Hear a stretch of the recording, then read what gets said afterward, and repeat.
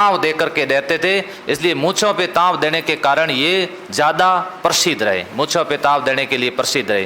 तो ये अभी चित्र के अंदर ये मैं आपको बता देता हूँ, ये है वीर कला, ये वीर कला राठौड़। और ये वीर कला राठौड़ कहाँ के थे? सिवाना। ये सिवाना का शासन देखते थे। सिवाना पड़ता है कहाँ पर? बाड़मेर के अंदर। ये सिवाना बाड़मेर, ये देखो मूछों पे ताव दी हुई, मूछों पे, ये मूछों पे ज़्यादा ताव दे करके रखते थे। वीर कला राठौड़ के बारे में ऐसा कहा जाता है कि एक बार अकबर का दरबार चल रहा था और अकबर के दरबार के अंदर अकबर ने चालाकी करते हुए बूंदी के राजा वहां पर उपस्थित थे और बूंदी के राजा को कह दिया भरे दरबार के अंदर, बूंदी के राजा को कह दिया। और उसमें कुछ इतिहासकार भोज का नाम बता रहे, कुछ कहते हैं सुरजनहाड़ा ज़्यादा सही है कि आप बीच में एक प्रश्न भी आया था। तो देखिए बूंदी के राजा सुरजनहाड़ा वहाँ पर उपस्थित थे और भी राजपूताने के राजा वहाँ पर उपस्थित थे। तब अकबर ने कह दिया कि मिस्टर सुरजनहाड़ा, आपकी पुत्री की शादी सलीम के साथ कर दो। सलीम कौन? जहांगीर। सलीम के साथ में कर दो। एक बार तो सुरजनहाड़ा को लगा कि अब तो बहुत गड़बड़ हो गई, मैं इनके साथ में मेरी पुत्री की शादी नहीं करूँगा, लेकिन अब मैं सीधा मना कैसे करूं भरे दरबार के अंदर? सुरजनहाड़ा के सामने वो आंख में आंख डाल करके बात कर रहा है। कौन? अकबर।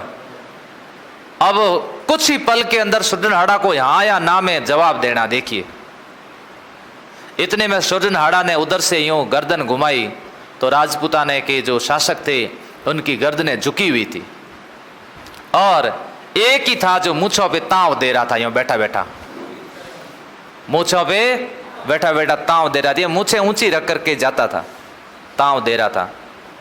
तब जैसे नजर वीर कला राठौड़ के ऊपर पड़ी तब सुरजनहाड़ा को पता चल गया कि यही है बचाएगा, बचाने वाला यही है। इतने में वीर कला राठौड़ बीच में बोल गए। बादशाह बीच में बोलने की गुस्ताखी करता हूं। बादशाह को पता चल गया कि ये कला कभी बीच में बोलता नहीं है और आज बीच में बोल रहा है, इसका मतलब कुछ न कुछ गड़बड़ पक्की करेगा। तो क्या? बिल्कुल बोलिए, क्या कहना चाहते हो? कि सुरजनहाड़ा की पुत्री की सगाई तो हमारे साथ हो चुकी है, सगाई हुई हो, शादी हुई हो, उनकी शादियां नहीं होती थी। इतने में राजपूताने के सभी राजाओं ने गुस्से के साथ में एक बार अकबर के सामने देखा तो अकबर भी समझ गया कि सगाई हुई की शादी नहीं होगी। लेकिन अकबर को लगा कि मेरी बात को बीच में इसने काटा है, इसने बीच में काटा है। अकबर नाराज हो गया। नाराज हुआ तो बाहर आकर के किसी ने बता दिया वीर कला रायमलोत को कि हिंदुस्तान के बादशाह अकबर आपसे नाराज है, आप ये मूछें ऊंची करके मत गया करो, कल दरबार में नीचे करके आना, दरबार में नीचे करके आना, इससे बादशाह बहुत नाराज है आपसे। दूसरे दिन वीर कला रायमलोत और ज्यादा ऊंची करके गए और कैसे वस्त्र धारण करके गए? केसरिया वस्त्र धारण करके और ज्यादा मूछों पे ताव दे करके गए दरबार के अंदर। तब अकबर को लगा कि इसने केसरिया पहन लिया है और ये अब इतनी आसानी से मानेगा नहीं। एक काम करते हैं, इसको काबुल भेज देते हैं। अगले दिन ऑर्डर दे दिया कि आप काबुल जाइए। और वीर कला रायमलोत काबुल पहुंचे और काबुल जब वहाँ पर गए तो वहाँ पर मुगल सेनापति वहाँ पर उपस्थित था। मुगल सेनापति ने जाते इनकी हंसी मजाक उड़ाई।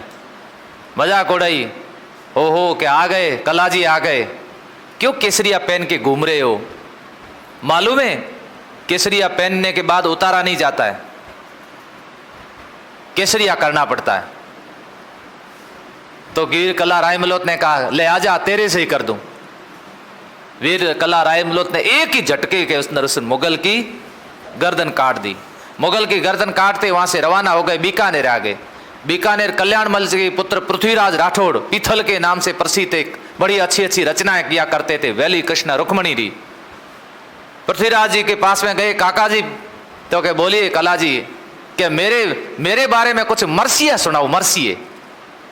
तब पृथ्वीराज राठौड़ ने कहा कला जी मरसिए तो उनके लिए सुनाए जाते जो मरते हैं, मरा हुआ का मरसिए होते, तुम तो जिंदा हो, जिंदा हो के मरसिए कैसे सुनाओ? तो क्या नहीं, अब मौत तो मेरी नज़दीक ही है, लेकिन बाद में मेरे मर्सी कैसे सुनूंगा, मेरे कुछ मर्सी सुनाओ, जिद कर दी। इतने में पृथ्वीराज राठौड़ ने कला जी के बारे में कुछ मर्सिये लिखे। राजस्थानी कला संस्कृति में ऐसा गीत है, मृत्यु उपरांत गाया जाता, जिसको क्या बोलते हैं, मर्सिया कहते हैं।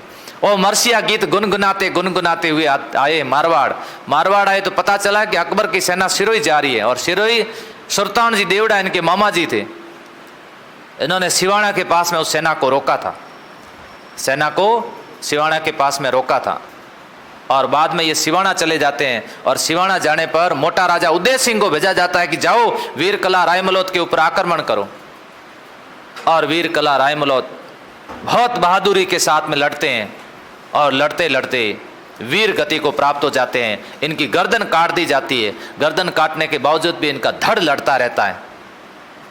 और जब धड़ लड़ रहा होता है और तड़पता होता है, तब इनकी रानी, जिसका नाम भान कंवर, डॉटर ऑफ सुरजन हाड़ा, ये हाड़ी, और इस हाड़ी ने गंगा जल के छींटे डाले थे।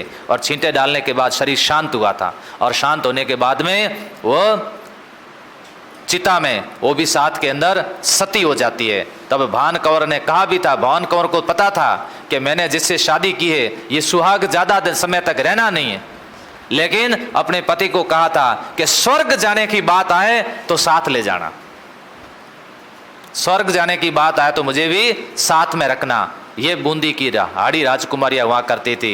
इतिहास में देखो, चाहे भान कंवर हो, जसवंत हाड़ी हो, या फिर सैल कंवर हो, उनका इतिहास बड़ा निराला है। राजपूताने के इतिहास में अगर प्रश्न आ जाए कि मूछों पर ताव देने वाला कौन था, तो वीर कला रायमलोत था। मूछा तणी मरोड़, ये वीर कला राठौड़।